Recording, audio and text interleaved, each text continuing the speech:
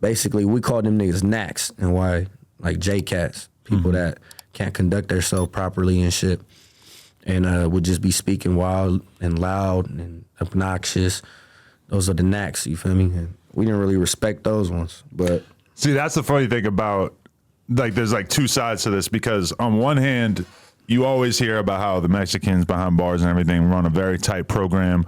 You'll be doing interviews with Mexican rappers and you realize like they're not talking about this, that, and the other thing because it's like strictly forbidden to put certain things out there on the internet or whatever. Yeah. But then at the same time, it does sometimes feel like the fans are most likely to pay attention to people who are kind of crashing out or putting shit on the internet that they shouldn't be. I mean, if we could go back to the gangster rap, the origin of it, why it was put out, the objective was really so people can crash out. So you get these artists and you mold them, you know what I'm saying? They end up becoming a plant, you know what I'm saying, in the industry plant. And they're not really coming from that background. They're not really from that life. They give them certain propositions to take out, which would be like promoting drugs, violence, sex, nudity, transgender stuff. No offense to my LGBTQ community, but this is what they do. This is the reality of it, and nobody could tell me difference. But as you go back to the origin of it, the reason why they did that is so that they could keep the funds going and keep us in this one box and keep the cycle going with the drugs, sex, money. They didn't even got to be coming from the hood. They could be little white kids, little rich kids. But even them, they're getting influenced by that type of shit. Now they're going up, they're popping drugs and doing Xannies and all this other bullshit, and they're crashing each other out. So the whole mission of this shit is to be a crash, you feel me, to have somebody that crash. That's why you see a lot of these artists that act like crashes get all the attention. Like, look at Snitch 9, same shit. You feel me? He crashed himself out. People were loving it. The gangster code even went out the window because the social media presence and all the clout shit that he was doing. And he was so disposable to the audience because as soon as he snitched and as soon as the hype kind of wore off, you can't even pay people to pay attention to him now. He'll have some viral ass shit happen.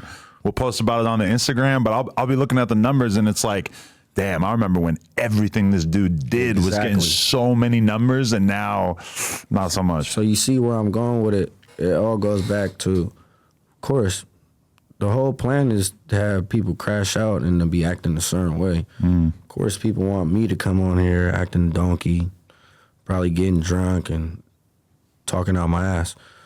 But I'm not finna do that, you feel me? I'm gonna talk respectfully, you feel me? Consistently with what I'm saying and stand on what I'm saying.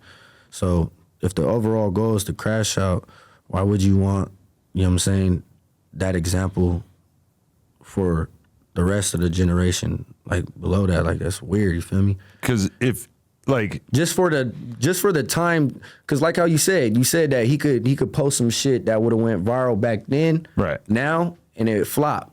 Millions of people who just kind of moved on because it was a phase. Yeah, the clout shit and all that other extra shit, it does not last. You got to have some type of essence, a message, your character, everything got to match up to be a whole artist, you feel me? And if you're lacking more than a few, you're not going to last long. Okay, he's funny, he's goofy.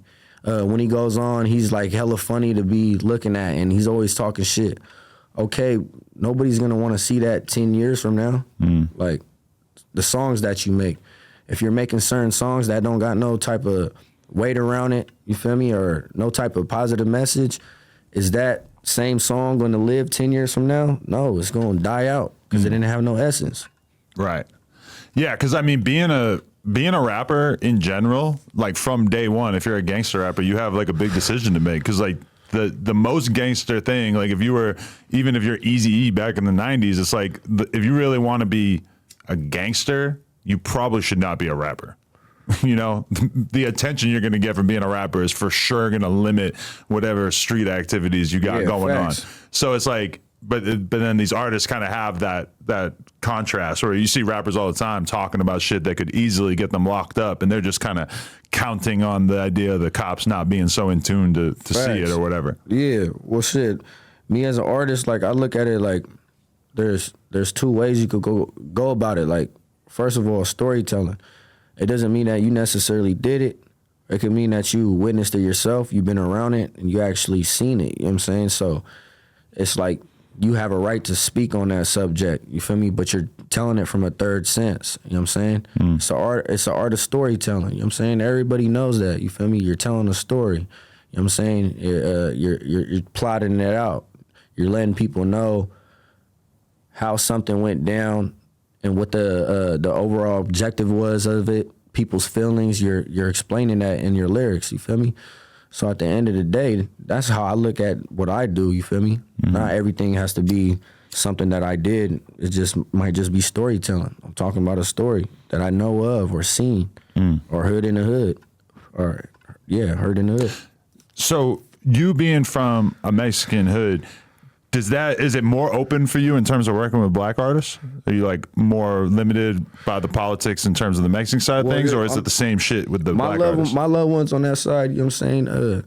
Like I said, remember we talked about it. We're diverse down there, so it's a melting pot. So that alone, you feel me? The color barrier, it ain't never was like that. You know what I'm saying? It's not as evident as out here. You feel me? And I know that from being in CYA, being locked up, and witnessing the LA County culture and shit, you feel me? People from being from Compton and Long Beach, everybody throughout Southern California, you know what I'm saying? Like, I was able to get soaked up by all the game they had, you feel me? And learn their different languages and how they move. And so I know that a lot of shit different, you feel me? And we, for sure, are different. So that shit wasn't a barrier for me. My people don't trip. Like, we come in different shapes, colors. I was interviewing a Southerner recently, and he said that one of his issues with up north is he feels like the Mexicans up north basically dress like black dudes. The music is more like black dudes, and to him that is not necessarily indicative of being like proud of your own race. Being proud of the race. And even like the N-word thing, which I actually thought was a decent point. Like, if you're really all about your race, why are you out here saying a word that is like obviously correlated with the black race? Yeah, nah, he had a point, bro. I ain't gonna lie.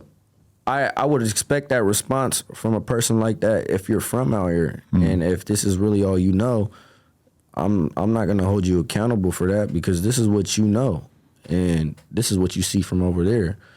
Our shit was already rooted, like, you know what I'm saying? Like, I wouldn't even want to say rooted, because we have that deep Chicano culture. If you look back into, you know what I'm saying, the 70s and the 60s, and the only thing that happened with us is that we looked at the style as like, we're not going to be ashamed of it, but it's time to evolve. So a lot of us really kind of like mixed the two cultures in both.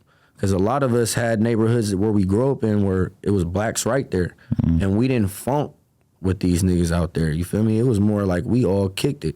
They struggling, they thugging, nigga. We thugging on the block too. Like, we had a mutual understanding. Will we fight? Hell yeah.